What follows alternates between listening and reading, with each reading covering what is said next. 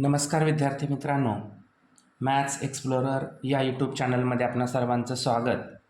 आज आपण सिमिलॅरिटी या लेसनमधील प्रॉब्लेम सेट फर्स्ट हा सॉल्व करतोय. याच्यापूर्वी आपण प्रॅक्टिस सेट 1.1 to 1.4 हे ऑलरेडी अपलोड केलेले आहेत आपल्या यूट्यूब चॅनलवरती. ते सर्वांनी पाहून घ्यायचे आहेत. आज आपण या सिमिलॅरिटी लेसनचा प्रॉब्लेम सेट जो आहे तो प्रॉब्लेम सेट सॉल्व करायला घेतोय.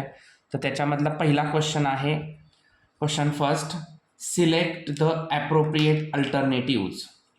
Okay, so first question, in triangle ABC and triangle PQR in a 1-to-1 correspondence. Okay, both are the triangles are 1-to-1 correspondence are given here. So in the question number first, 1-to-1 correspondence are given, so their corresponding sides ratios are also given here. AB upon QR is equal to BC upon PR or RP, both are correct, and CA upon PQ. Then आता इथं आपल्याला identify काय करायचं आहे की या दोन्ही ट्रायंगलचा correct similarity sequence काय आहे हे आपल्याला इथं फाइंड आउट करायचं आहे. मग फर्स्ट पाहूया option, PQR similar to triangle ABC. PQR is similar to ABC. आता इथं रॉंग झालं बघा. इथं अपेक्षित कोणतं होतं, जर आपण व्यवस्थित या दोन्ही ट्रायंगलचा 1-to-1 जर करस्पॉन्डन्स लिहायचं म्हणलं, करस्पॉन्डन्सनुसार जर सिमिलॅरिटी लिहायची म्हणली तर काय लिहिणार, triangle PQR similar to triangle CAB. मग आता बघा पहिला ऑप्शन तर रॉंग झाला, कारण PQR ला इथं CAB असणं अपेक्षित होतं, दिलंय काय त्यांनी ABC दिलाय, म्हणजे इथं रॉंग झाला, पहिला रॉंग झाला. दुसरा, triangle PQR similar to CAB. PQR similar to CAB, it means आता हा ट्रायंगल बघा, आपण जी सिमिलॅरिटी इथं करेक्ट जी 1-to-1 करस्पॉन्डन्सनुसार राईट केलेली आहे, याचा अर्थ ऑप्शन नंबर B हा इथं करेक्ट होतोय. तरी पण आपण ऑप्शन C आणि D इथं चेक करूया. C बघा, CBA सिमिलर टू PQR इथं पण रॉंग झालं. CBA ला इथं PRQ असणं अपेक्षित होतं, म्हणजे ऑप्शन नंबर 3 सुद्धा इथं रॉंग आहे. Then D option, triangle BCA similar to PQR इथं सुद्धा रॉंग झाला. जर BCA ट्रायंगल जर घ्यायचं असेल तर आपल्याला सिमिलर कोणता दाखवणं अपेक्षित होतं, RPQ अपेक्षित होतं. सो इथं option number B is the correct option. Then second number question, if in triangle DEF and PQR. आता ज्यावेळेस आपण कोणतेही दोन ट्रायंगल घेतो त्यावेळेस त्या दोन्ही ट्रायंगलची सिक्वेन्स आपण कशी घेऊ शकतो, त्याला बंधन नाहीये, पण सिमिलर दाखवत असताना मात्र त्याचा करस्पॉन्डन्स हा 1-to-1 असणं अपेक्षित आहे. आता इथं अँगल कोणते कोणते कॉन्ग्रंट दिलेत बघा. Angle D is congruent to angle Q. D is congruent to angle Q. हे D आणि Q कॉन्ग्रंट आहेत. R congruent to E. जेव्हा आता कुठल्याही दोन ट्रायंगलमध्ये if the two angles are congruent then both are the triangles are similar to AA similarity test. So both are the triangles are similar. So second number question, triangle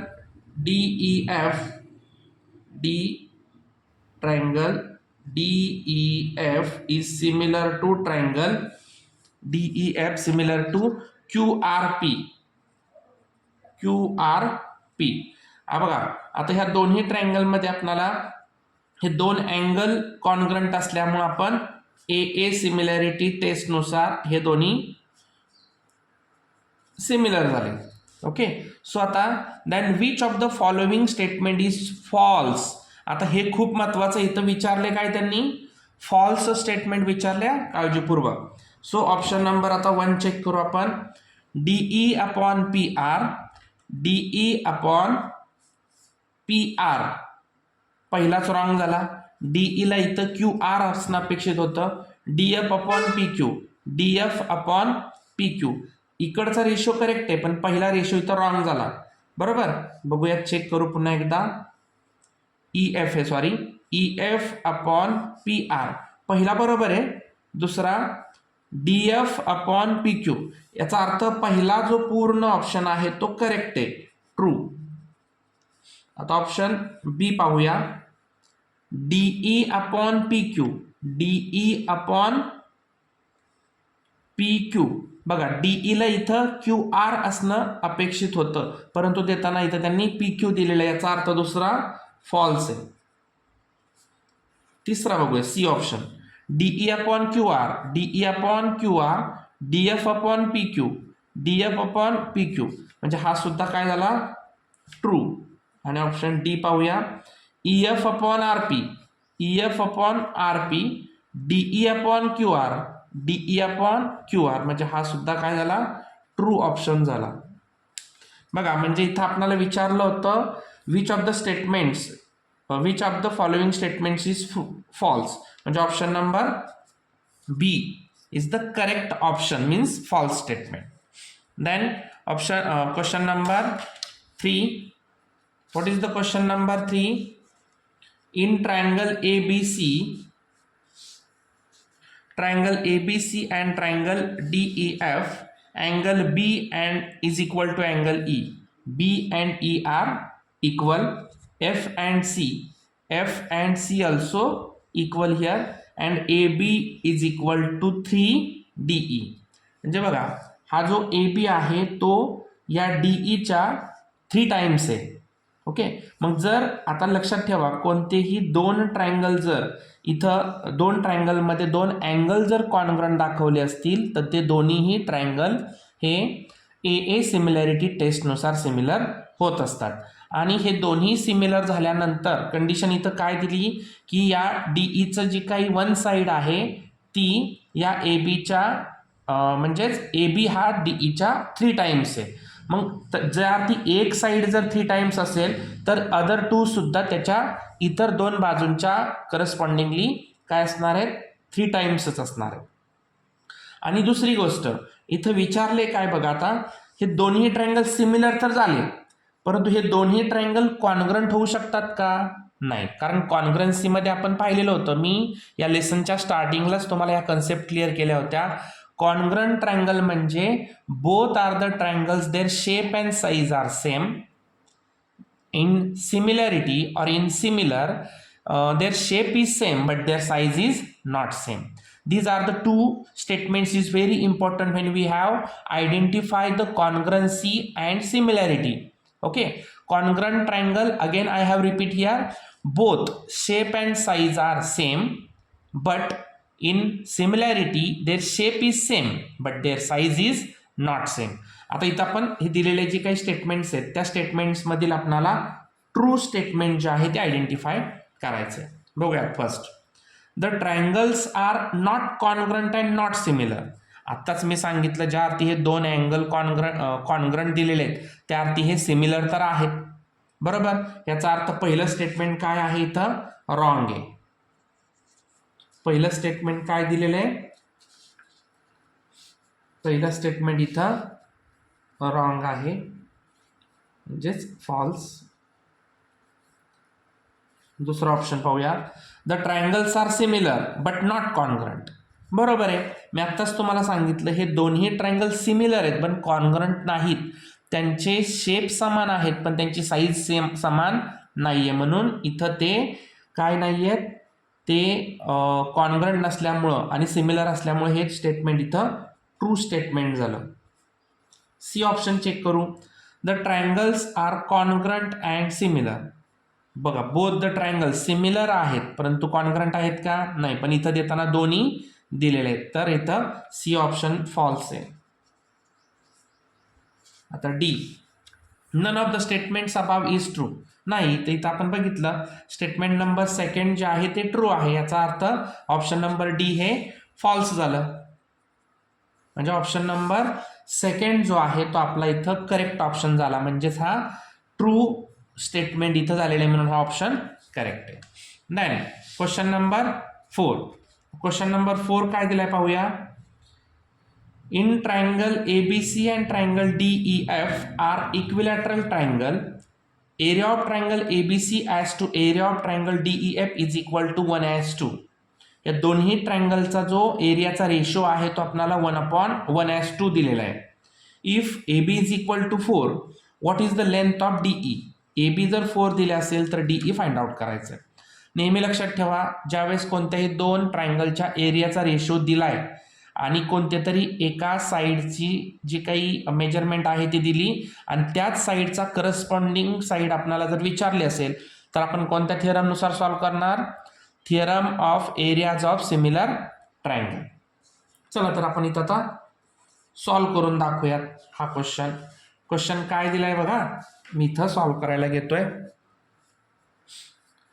triangle ABC and triangle DEF या both ट्रायंगलमध्ये आपल्याला देताना area of triangle ABC as to area of triangle DEF is equal to 1:2 आणि AB is equal to 4 दिलेला आहे. आपल्याला विचारलाय DE.